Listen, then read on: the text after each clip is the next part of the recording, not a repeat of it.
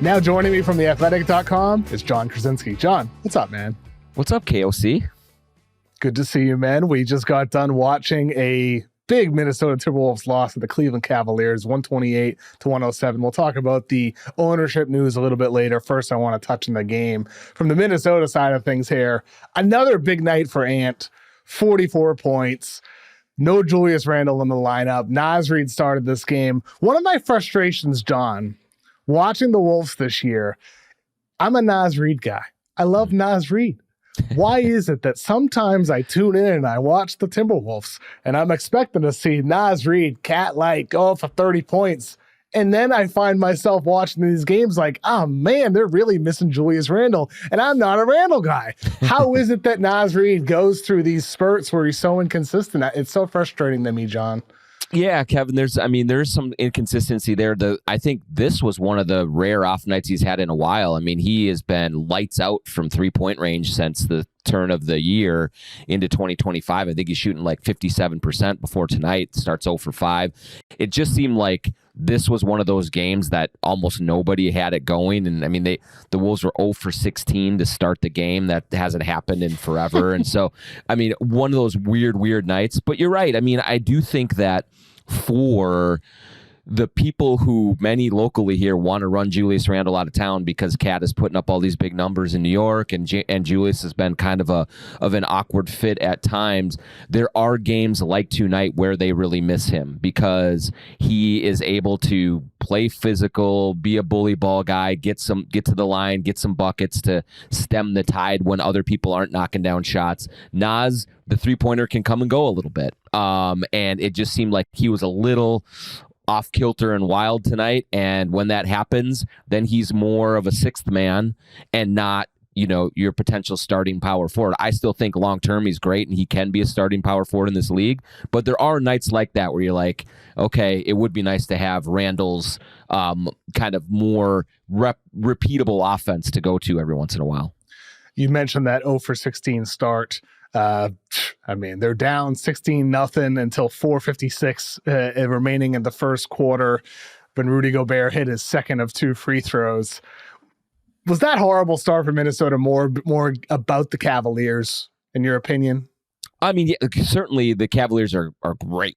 And I mean, they have so much length. And I do think that there was a bit of a step up in weight class from the teams they have been playing lately. The Timberwolves have. Their schedule right now is about to get really rough. They went through a portion of the schedule where they're playing, even though Portland's playing really well, they're an entirely different animal than facing Cleveland. I mean, you look at what they can throw at you both defensively and offensively, and it did look like the Timberwolves were caught off guard by facing a true championship contender. And by the time they sort of got their legs underneath them, it was too late. I mean, it was 18-1 before they had their first field goal with, I think, 2:52 left in the first quarter. I mean, so some of that was just a bad shooting night. I mean, Naz is not going to miss the open shots that he missed. Ant started, I think, 1 for 8 at least before he really got going.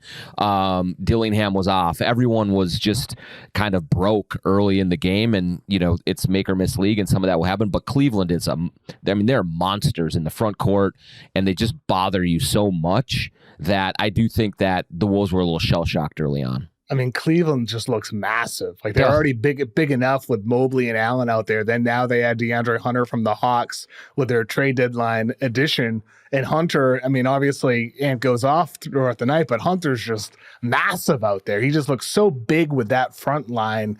And so Cavs have some guys out in that game as well. But once they get, Strus and, Wade and Hunter all together and they have these big wings, it's such a dramatic change. What were your impressions of Hunter tonight in this matchup?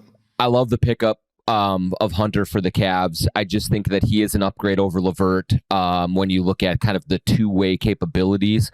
And I do think that he is going to get great shots in that offense. We saw it tonight. They're going to be wide open looks because of all the firepower he has around him. And so I think that you're going to see some of his shooting numbers go up, whereas maybe you weren't quite seeing what you wanted to from in that regard with Atlanta.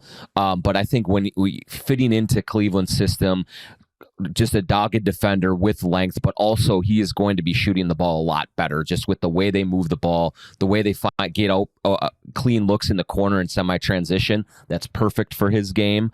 And so, I just love the fit. I think it's going to be great for them, and he's going to be, really strengthen that Cavs team going down the stretch. It would have been nice for the Wolves. Not only were they missing Randall, they were missing DiVincenzo, they're missing Mike Conley as well. Would it have been a little bit different with all three of those guys? Yeah, it probably would have been, but still, you put Hunter on that team, like you said, with Strus, with all these guys, and then Donovan Mitchell just is him and Garland are so freaking dynamic. It's amazing. They're going to be a load in the playoffs, man. Yeah, I mean, Cleveland's a legitimate, serious threat to Boston, taking them down in the Eastern Conference for sure. Whereas with Minnesota, they make the West Finals last year. They'd make the cat trade, don't do anything at the deadline.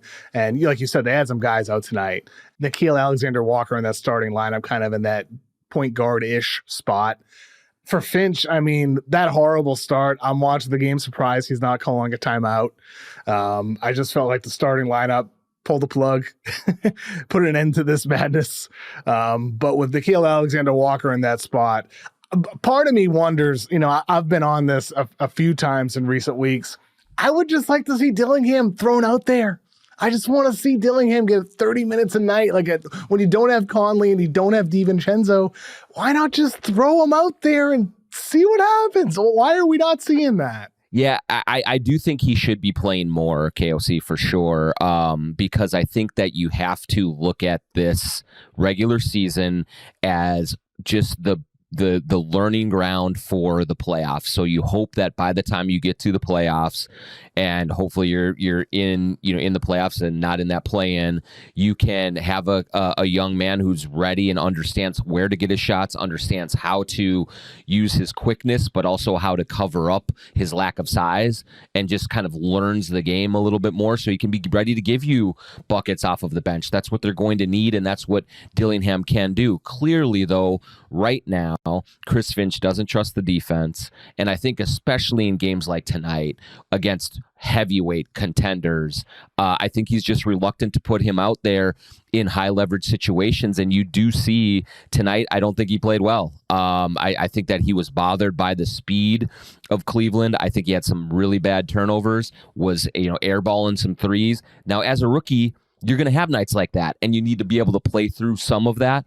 But it's clear that right now he has yet to fully earn Chris Finch's trust. But I do think if you want to look at quibbles with Chris Finch and the way that he's done the job so far this year, kind of having Dillingham more glued to the bench until he absolutely had to is probably stunting his growth just a little bit, as you're trying to decipher, is this a future starting point guard for you? Is this guy going to be just a bucket getter off the bench? What do you know? It's hard to say right now just because we haven't seen enough of him yet, but he still has a long way to go as well.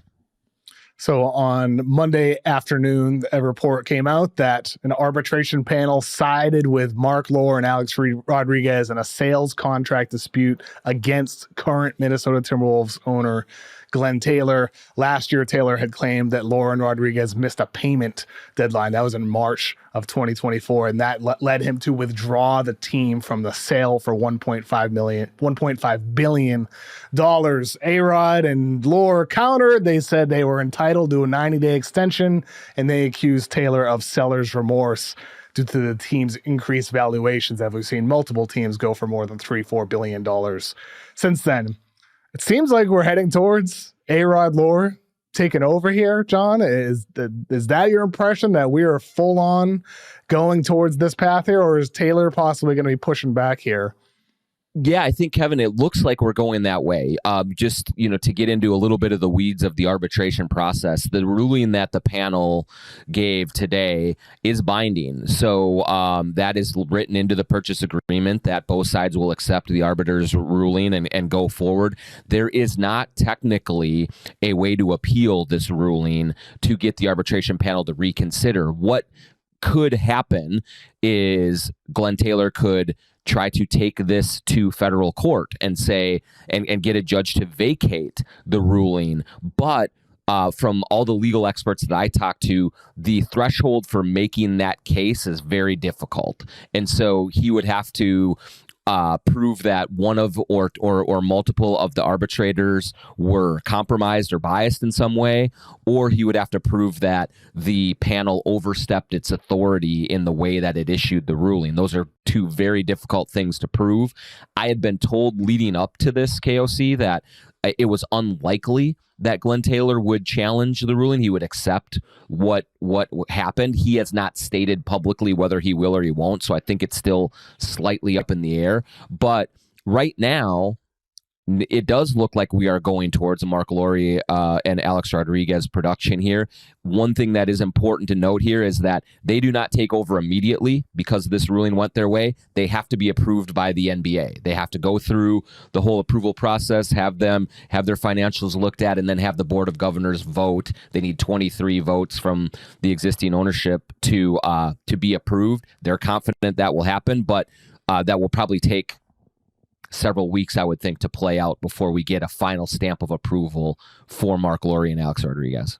Now, last playoffs when Taylor was trying to, bar them from being at the arena and whatnot, they've had no say or power in anything since then, right? Like with the Cat trade or the decision to not make deals at the deadline. It's been all Taylor as team owner since then, correct? So yeah, Taylor had all of the final decision and final say on any move that happened between then and now. I do think it's important to note that when they made the Cat trade, all of the ownership, including Lowry and Rodriguez, were on board with that. So I think that I feel honestly for Tim Connolly and the front office that has been kind of stuck in the middle of this divorce. They're like the kids in the middle trying to like placate both sides and make sure that they're keeping everyone included. It's been a very, very difficult last 9 or 12 months as these two sides have fought so bitterly. And so yes, Glenn Taylor has had the final say on everything so far, but I do think that there have been efforts made to at least try and decipher, okay, are Mark Lowry and Alex Rodriguez okay with this move? Because if they win the arbitration, they will be the ones saddled with whatever moves that we are making. And so there's been some consideration given to that, though clearly they could not make any demands. They could not veto any deals. And they could not make final approvals on any deals. That all resided with Glenn Taylor. Now, Tim Connolly has an option this offseason, correct? Mm-hmm. Is he more likely to stay with A-Rod taking ownership potentially? I mean, it seems so. Lowry and A-Rod were the ones who recruited him from Denver. Glenn Taylor was the one who signed the check and who ultimately had to approve of the lucrative package that he got to leave Denver and come to Minnesota. But it was clear that Mark Lowry and Alex Rodriguez were the ones who went out, found out that he was pseudo available, and then kind of convinced him to make this leap. And so I do think that there is comfort there with Lowry and Rodriguez and Tim Connolly. And so going into this summer, he does have an option. I'm assuming that if things continue to go well for the Timberwolves, maybe he parlays that into an extension or to some more money that way. But I would say it's probably more likely that he stays now. Was it for sure that he was going to leave when if Glenn Taylor held on to it? I'm not willing to go that far on it, KOC, but I do think, yes, that because Mark Lowry and Alex Rodriguez are the ones that brought him here, they're probably more likely to convince him to stay. I mean, it's a lot in flux for Minnesota this offseason, especially, deadline Thursday happens, all the KD drama. And then, I'm hearing from people around the league, well, it sounds like this team made a call for KD. That team made a call for KD. The one team I didn't hear, but was reported, was Minnesota. Mm-hmm. Yeah. And Minnesota doesn't have future picks.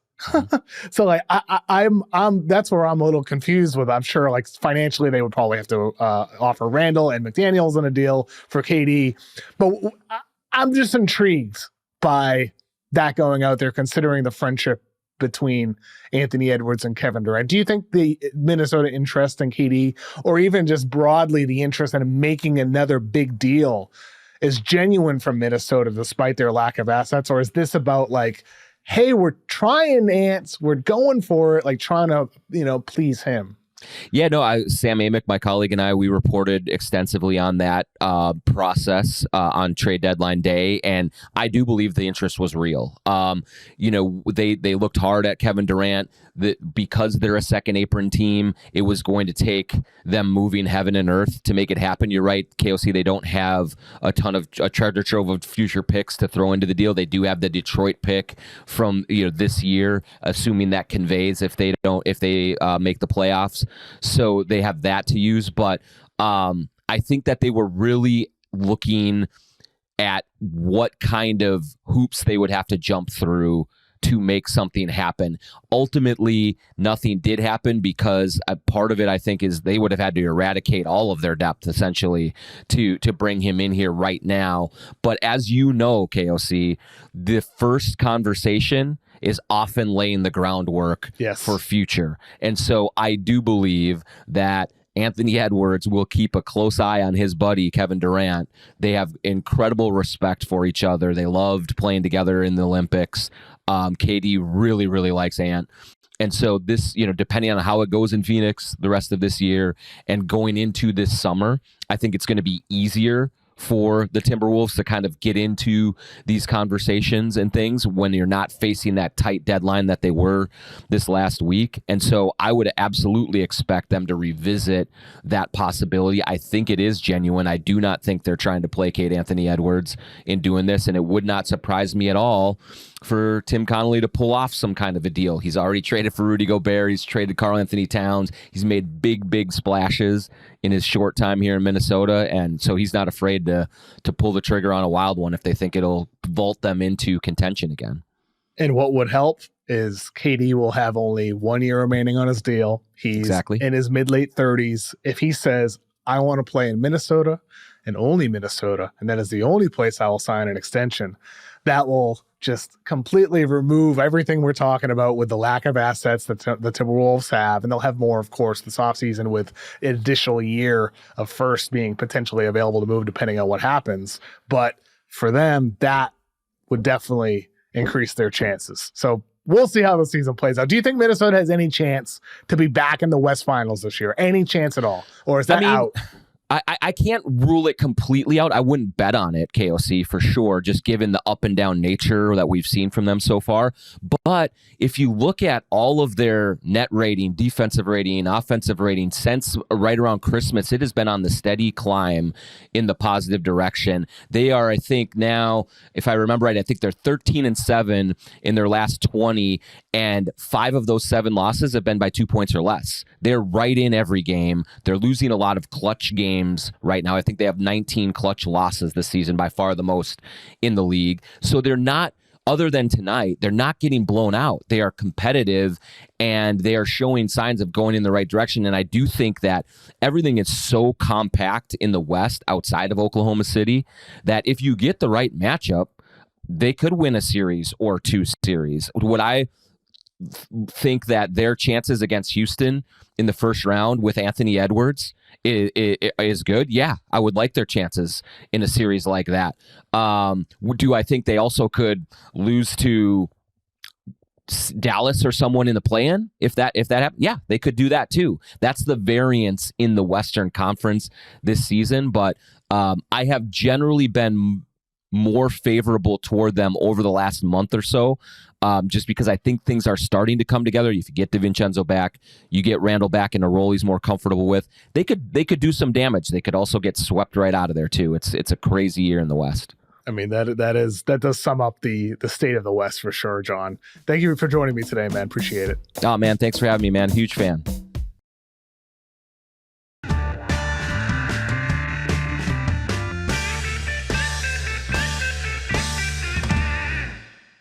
All right, time for Just Riffin. Thank you, everybody, for sending your questions to me on X and emailing them to kocshow@yahoosports.com. From S. Raven, what is the ceiling of Amen Thompson? It's all NBA. It's top 10 player in the league because already in year 2, this dude is one of the best defenders in all of basketball. Super versatile. He just manipulates players with, sometimes he'll look off somebody and then swipe at the ball. The block shots at the rim. It feels like he's everywhere all at once on defense. And then offensively, we're seeing this dude blossom. He's averaging near 20 points per game since he was inserted into the starting five. Ever since he's been really handed the keys to the offense, averaging 7-8 assists per game with limited turnovers.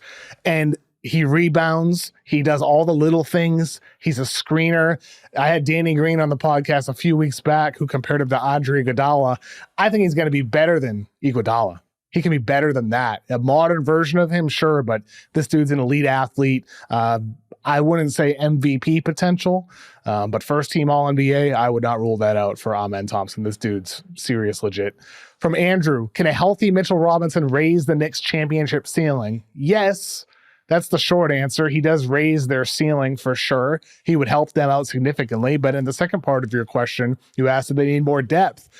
I don't know if they need more depth, but they might need Tibbs to play more depth. And that's still my concern with this team is like, do they run out of gas again like they did in last year's postseason? Because I feel like from a talent standpoint, especially with a healthy Mitchell Robinson, they've got enough to make a deep run.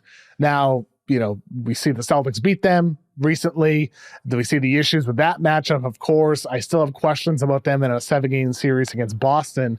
But Mitchell Robinson would give them the ability to play some two big lineups that we just haven't seen Tibbs go to or, have the ability to go to too much over the course of the season because of a reluctance to do it with Cat and Jericho Sims. And, I don't think they have any other real bigs besides Mitchell Robinson. Nobody else in that roster is a real big. So getting him back whenever it happens, and there's been varying reports about when he'll return, the sooner the better on Mitchell Robinson, because I do think they need him to win a championship. And never mind Boston.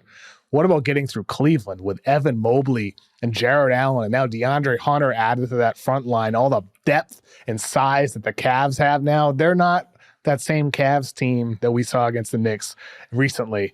So I think for the Knicks, they need Mitchell Robinson. From Jacob, are the Denver Nuggets still title contenders after a quiet trade deadline? Yes, obviously. They have Jokic. Anytime you have Jokic, you have an opportunity to make a deep run. And then we're seeing this roster start to come along. Jamal Murray been slowly trending up over the course of the season. Young guys. I mean, tonight, Jalen Pickett for Denver looks like Jokic, the guard version out there for that team. And that's the Calvin Booth vision.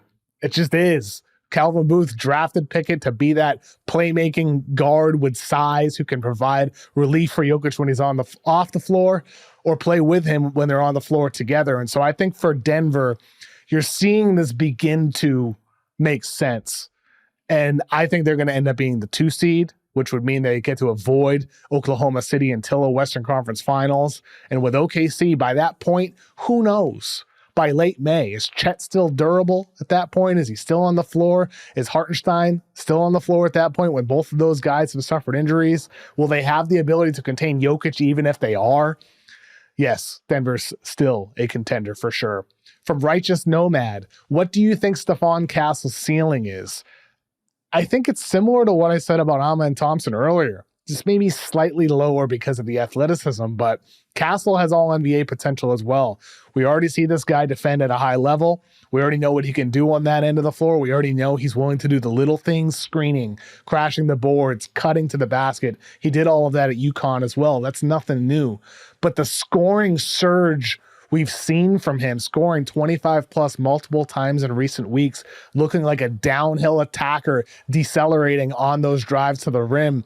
He has a feel for the game as a playmaker. It's just a matter of what level does the jumper reach. If the jumper reaches an elite level, we're talking about a first-team All-NBA guy. If the jumper reaches an average or above average level, I still think we're talking about somebody that has third-team All-NBA potential. That's why I had him ranked third in my board the entire season. I had him ranked 1 at one point. I probably should have kept him there instead of moving him behind Donovan Clingan, who went to Portland, and Reed Shepherd, who went to Houston. I might end up regretting that, but top 3, I mean, to me, he's, without a doubt going to be one of those guys that we have an All-NBA conversations for many, many years to come. From Taco, what's the basketball equivalent of what we just saw happen to the Chiefs? I mean, first of all, that was satisfying to watch on Sunday. As a Tom Brady guy, I do think it is time to just relax about all that GOAT talk. Mahomes is only 29 years old. Brady had 7. He dominated into his 40s. Let's chill out. This might be the last time we see Mahomes in a Super Bowl. Who knows? It can take a long time to get back, like it did for Brady after the first 3 Super Bowls they won in his mid-20s, not getting back until 07-08 with the undefeated team, losing to the Giants. I thought Nick Wright on First Takes First said it perfectly on his show. That performance by the Eagles defense was really a reminder of the Giants defense in that Super Bowl against the Patriots, where it's like Brady before that game was like, they think we're only going to score 14. They ended up scoring only 17. But to answer your question, Taco, I think it's the Lakers failing to repeat in 1989, which is where this whole three-peat rights to that phrase comes from with Pat Riley. They got swept in the finals after winning 2 in a row. Kareem looked old, kind of like Travis Kelce did. Magic Johnson got hurt. We see Chris Jones get hurt. They're not perfect parallels here, but all these types of factors, guys underperforming like Mahomes did. It was the worst series the Lakers had. They ran out of gas after a long run, sort of like the Chiefs did. I don't think it's a perfect parallel by any means for a lot of reasons. Like, you can't compare Travis Kelce to Kareem, but you get my point there. I think the Heat losing to the Spurs in the early 2010s, that's another one with a chance to three-peat as well. But more contemporary, I do think it's more like the Warriors 73 wins and losing in the finals, blowing a 3-1 lead. It's more like that. Just the enormity of the position that you're in to have one of the greatest teams ever and then blowing that opportunity. I'd say that's the most contemporary example. And there's really nothing on the horizon that would come close to that at all, unless the Celtics win again this year and have a juggernaut next year and lose it. But other than that, I don't think anything comes close in present day NBA at all, Taco. But that's a good question. Thank you. From Liam, if you were commissioner, what's the first thing you would change? Games begin on time. If it's listed at 7 p.m., it starts at 7 p.m. If it's listed at 7:30, it starts at 7:30. If you want to have the game broadcast begin at 7:30, but you want to list the start time at 7:47, start it at 7:47, then you know. You can tune in at 7:30. You're going to get 17 minutes of previews and commercials before the game tips off. Starting games on time is the first thing I would do if I were put in charge as NBA commissioner. From Nick, what's your biggest regret in life? I think there's 2 answers to this one. The first one really doesn't matter too much. I think it's a common thing for a lot of people. It's being a wuss in high school and college with girls. I was too afraid of denial and failure. I would just put off talking to a girl if I had interest in them. I was, too hesitant about it. And I think over time, you really just learn you got to shoot your shot. So I think to anybody who is of high school or college age who listens to this, you can't worry about if somebody says no, or if they laugh at you, or what your friends might think, or what whoever might think. It doesn't matter. And that's a life thing more than anything else. So I think it being something that I could have learned in that context of having a crush and being hesitant to pursue that, it's something that would then translate to other areas of life. Because I think I've seen that kind of manifest everywhere for me, where I'm not afraid of anything or anybody, to talk to anybody. So I think just learning to not worry about failure and worry about denial in life in general is a very valuable lesson. So I'd say that's the first one, but that's kind of a natural thing that a lot of people talk about. I'd say the second one, today, February 11th, it's been 5 years since my dad passed away from cancer.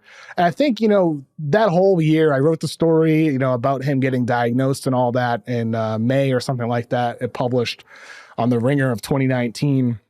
And tons of people, probably a lot of you listening might have been listening or reading me at the time back then too. So many people hit me up and said, ask your dad a ton of questions, ask your dad everything that you wanted to ask him. I think I asked him a lot.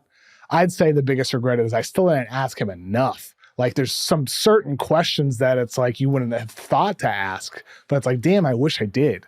Because I remember during his service, one of his best friends from childhood said to me something along the lines of, your dad used to love drawing when he was young. When we went to elementary school together, he used to love drawing. It's my dad loved drawing. He didn't have an artistic bone in his body. So I wish I could have asked things like, when did that leave you? Why'd you stop drawing? Like, well, why is that something that you didn't continue picking back up later in life? I think little things like that to kind of get to know the past versions of himself and not just the present day version of him, the person I knew him to be as my father. I wish I had been able to ask more of those questions, but ultimately, I feel like I asked him a lot. So it's not a big regret necessarily. I guess I don't have a lot of big regrets. It's more like just little things that, you wish you could have done a little bit more along the way. Last question from Matt. On a brighter note, we'll end this one from Matt. Your favorite classic rock bass riff? You must see the bass hanging over my shoulder. I'm not a big bass player. I still need to, learn and get better at that. But favorite bass riff? Money by Pink Floyd's, my Homer pick as a Pink Floyd guy.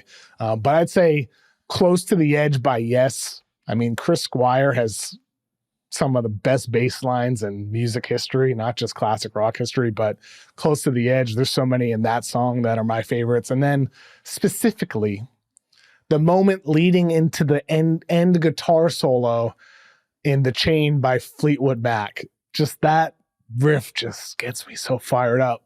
Just that, that, but the chain by Fleetwood Mac, that's so good.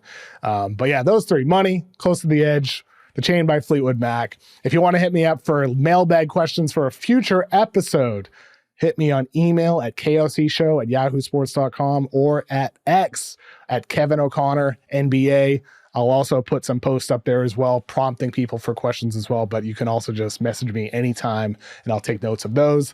Thank you for listening to today's episode. Thanks to Dummin for coming on to talk Lakers, AD, and a whole bunch else to talk at the top of the show. Thanks to Jon for coming on as well to talk Minnesota and Cleveland. Thanks to you for the questions.